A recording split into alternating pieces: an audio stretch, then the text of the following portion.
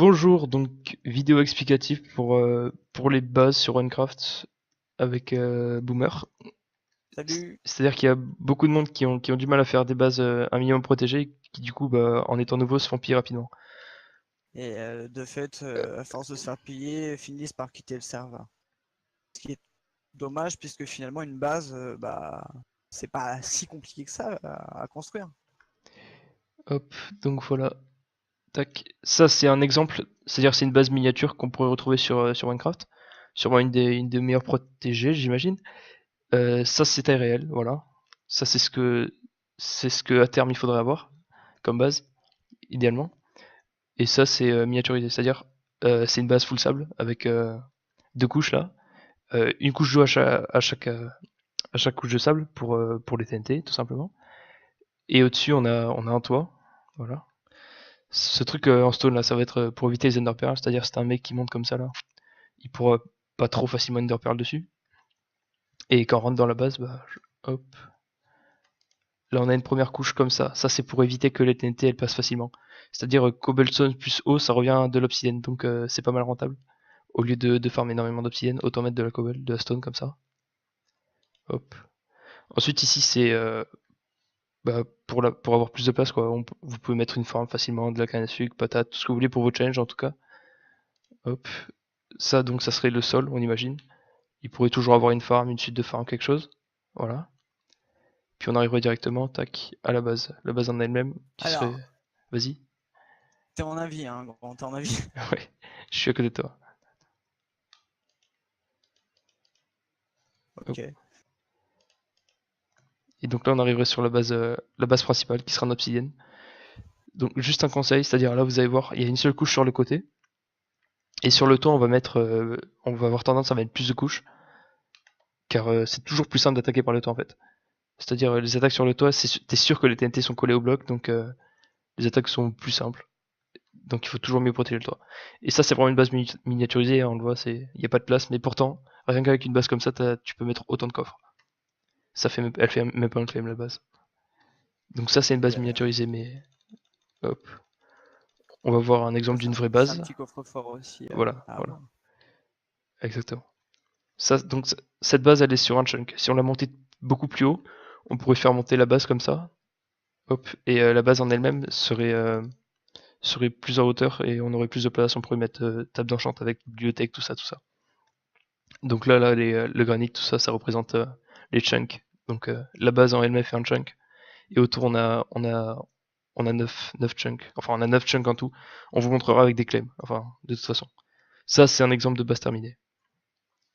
C'est-à-dire, vu de l'extérieur, quand tu arrives dessus, genre, tu te balades en mode faction et boum, tu tombes là-dessus. Ça, c'est le genre de base, quand tu tombes dessus, tu sais pas trop si tu vas essayer de la piller parce que tu sais que ça va te coûter cher. Tu sais pas si ça va être rentable. Ouais, Voilà. voilà. Derrière, des fois, pour avoir du granit ou du sable, quoi. Ouais. Enfin. Donc voilà, petit cut pour montrer. Ça, on est directement en mode faction. C'est une fois qui s'appelle GG, voilà, elle est super. Si on fait fmap, on voit qu'il y a 9 claims. Tac tac tac. La base est au centre, constituée d'un seul claim.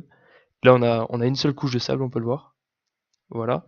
On n'a pas mis de farm, bon, c'est pas fait chier, hein.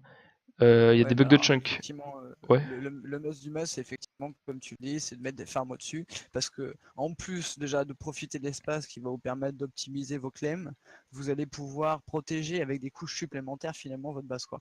Alors la condition, c'est que vos farms soient pas reliées au cœur. Voilà. Si les farms sont reliées, s'ils arrivent à rentrer dans les farms, ce qui au final n'est pas si dur que ça, ils ont accès à votre base. Donc il vaut mieux utiliser par exemple le FHOME pour dans la base et un home personnel à mettre dans une farm, éventuellement au-dessus. Et bien sûr, vous pouvez privilégier les protections et ne pas mettre de farm pour mettre plus de protection. C'est tout à fait envisageable. Donc là, on a une couche avec rien, c'est-à-dire, voilà. En fait, ce qu'il faudrait, c'est ici, on a le sable. Ici, il faudrait casser et mettre de l'eau pour le dégât des TNT. Cette couche d'obsidienne aussi, elle devrait pas être là, il devrait juste avoir de l'eau. Et là, on a une base assez bien protégée avec du coup deux couches d'obsidienne. Il faudrait laisser le toit pour avoir, comme je vous l'ai dit, une couche de plus en haut. C'est toujours important d'avoir plus de couches. Là, on voit, il y a deux couches, par exemple. Et au centre, on a la base. Donc ça serait la base. Là, il y aurait un mur, voilà. Il manquerait les coffres. On pourrait faire plusieurs étages. Ça serait une base tout à fait acceptable pour une faction normale. pour débuter, mais pas pour débuter, ça c'est juste une bonne base en fait. Il Ouais, manquerait c'est de ça. l'eau aussi sur le dessus, voilà. Oui, un petit peu d'eau effectivement partout pour protéger des attaques sur le toit en réalité. Ensuite là, Qu'est-ce que- voilà. Là ça serait le mec qui voudrait assaut, il serait là, il devrait faire un canon.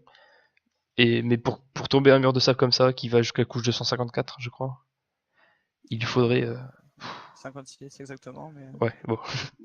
Il faudrait des stacks de TNT. Et ça serait pas en fait, forcément rentable.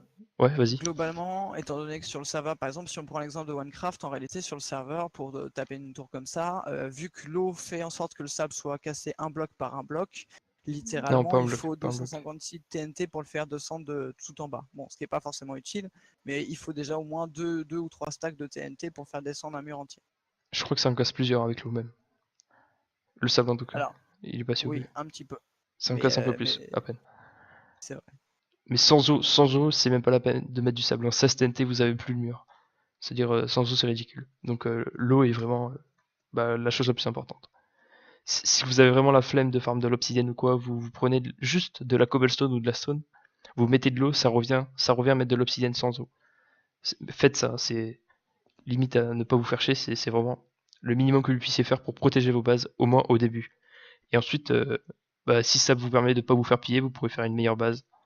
Une meilleure base, il y a plusieurs étapes, hein. Donc ça c'est vraiment la base qu'on pourrait faire idéalement. Si tout le monde avait une base comme ça, les pillages seraient déjà plus ardus. Enfin bref, ça serait plutôt pas mal. Mais une base à faire, donc ça serait vraiment une base sur, par exemple, 9 9 chunks, c'est pas mal en fait. C'est intéressant parce que ça prend pas trop de claims et on peut faire notre base au milieu des claims. Ça fait des claims de Avec protection autour, quoi. Voilà, avec effectivement plutôt des farms autour, profiter quand même de l'espace des 9 chunks autour, Voilà, on mais peut. garder cette idée d'avoir le claim central qui lui n'est pas atteignable tout de suite. Toujours, si on peut garder l'idée de séparer les claims de la chambre forte et du coffre-fort, ça permet d'user plus de TNT à l'adversaire ou de créer pour rentrer. Voilà.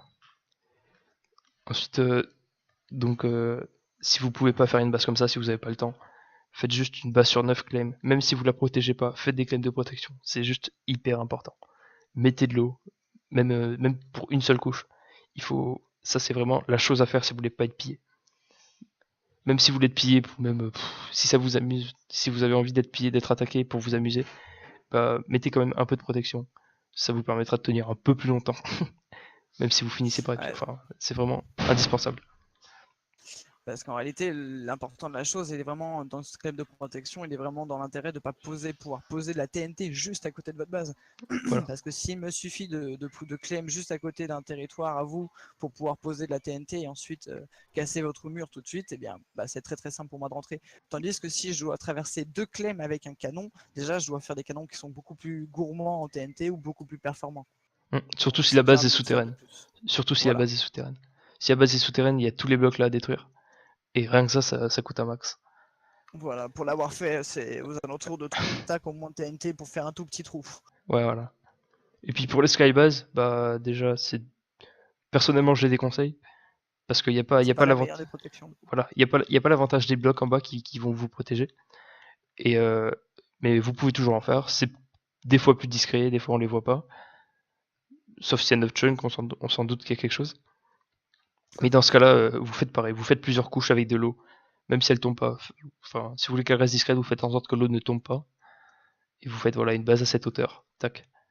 Vous mettez de l'obsidienne. Si vous pouvez, vous faites plusieurs couches. C'est juste indispensable, plusieurs couches avec de l'eau. Et ça peut le faire, une skybase. Ça peut le faire. Mais ça reste risqué.